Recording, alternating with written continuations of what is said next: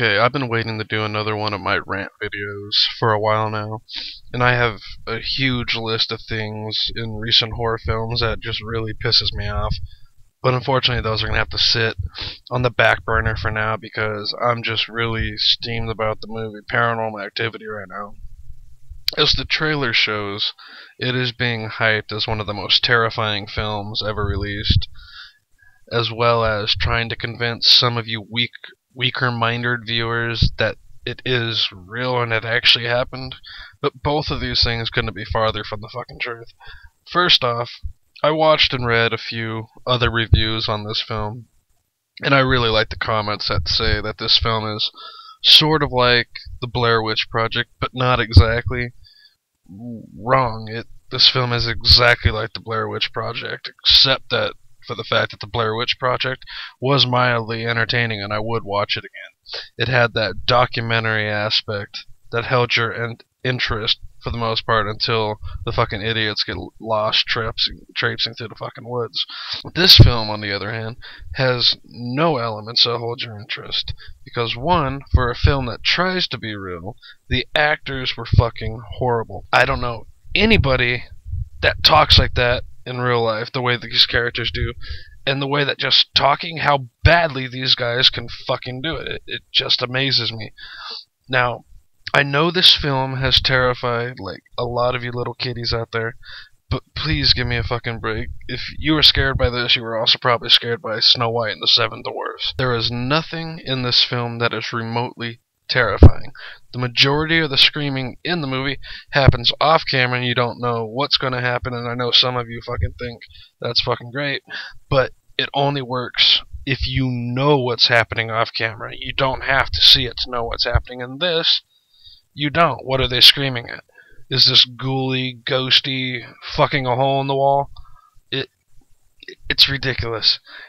And sure, there are a few loud bumps here and there, but they just raise the volumes up to maybe get another jump out of you.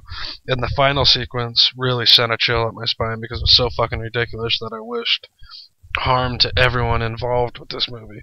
Not to mention that this shocking final sequence was shown in the fucking trailer, for God's sakes. And they did the same fucking thing with the movie Quarantine. If you want to make a movie that's shocking, then don't show the only shot in the movie that has a chance of making people jump in the fucking trailer.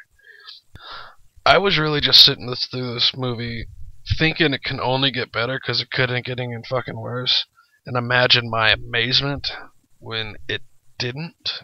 It was kind of like watching grass grow. Actually, I think that might have been more entertaining. The fact that this movie was so painful to watch that I wanted to cut my wrists to really dull the pain of watching this movie put in perspective some of the other movies that I've ripped apart. For instance, Friday the 13th remake. I would rather be forced to sit and watch that again than have to sit through this shit. At least that has somewhat of a story. It's just really hard for me, at least, to get into a movie that has such faceless characters, because I didn't give two fucks about the two characters in this movie. And sorry to say, if it was true and this shit really did happen, I still wouldn't give a shit. It was the Blair Bitch Project all over again. The two of them just bickered for an hour and a half, and by the end of the movie, you hope something bad happens to them. And another thing that I found interesting, for a guy that has a job as a day trader and a girl who's a student in college, they sure didn't seem to ever go anywhere but stay in that house, and the movie's pretty much very sequential. The part that I find interesting and that really shows how clever the filmmakers are in this movie is the fact that after every night sequence, when something really, really shocking happens, and we all see it, but they're asleep, as soon as it fades out and then fades back in, we get to see the same shit over again, because of course the guy and girl have to watch what they filmed last night. So not only does the audience have to be bored with lifeless scenes once, but twice.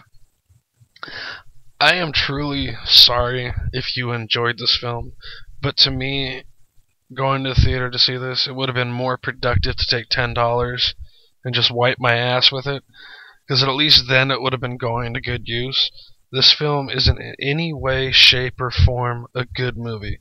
But unfortunately, the word of mouth from the little babies and whiners that find this movie terrifying and continue to go see it is going to continue to grow. And that fact just truly sickens me.